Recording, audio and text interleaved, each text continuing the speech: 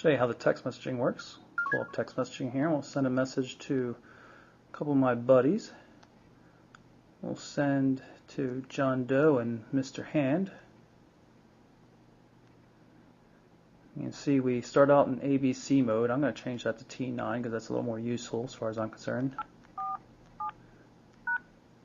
There's vibration haptic feedback. We just press. You can see sometimes that the beeps don't keep up with fast presses, even though the letters themselves do. You know, I hit 2 S's there, you heard 1 beep. Not a huge problem, just a little annoying. There are alternative handwriting input messages, or input methods rather. I'm not particularly good at this.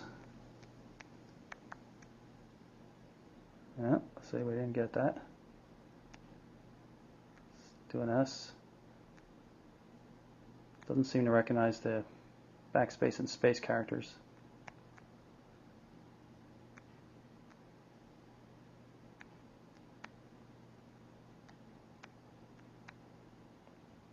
But it's not working too poorly. And of course there's QWERTY as well. QWERTY on this device actually works quite nicely. The spacing just seems to work.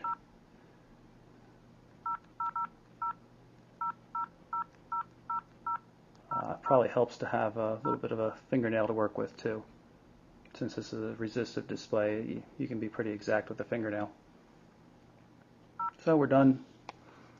Send it off, and we'll probably get some sort of error message because it's not really valid numbers we're sending it to. I'll show you a couple other widgets that we have here in the widget tray for TouchWiz.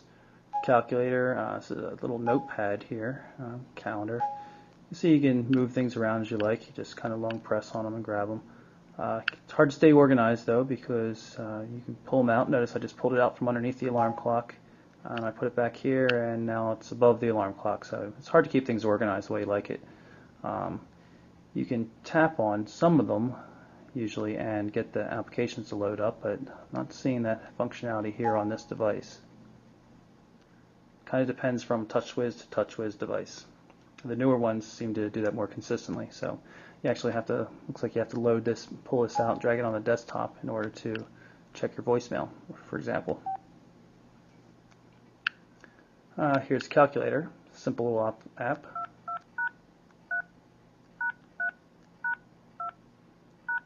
Works well. And this little doodle pad kind of thing, it's not really quick, but it works. You can change pen thickness, colors, see what's going on, and of course an undo function.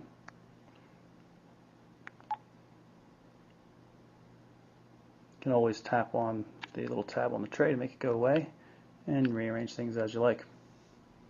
Now, the last thing I want to show you is the little favorite contacts widget. Tap on it to activate it. Let me get the widget tray out of the way. And you can see we can have our contacts. You tap one of the contacts, 5 contacts here around the side to activate it. I'll tap on Mr. Hand there, and then I can either send him a message or call him. Welcome to Metro PCS Directory Assistance.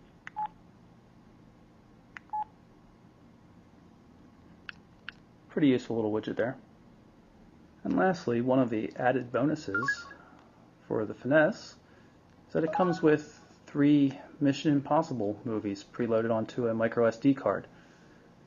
See, let's start up the second one.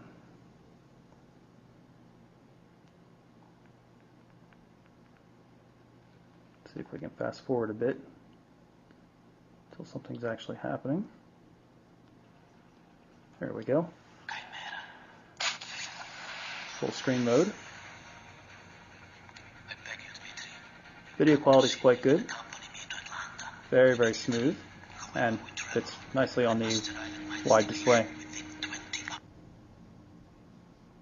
Metro PCS. Unlimit yourself.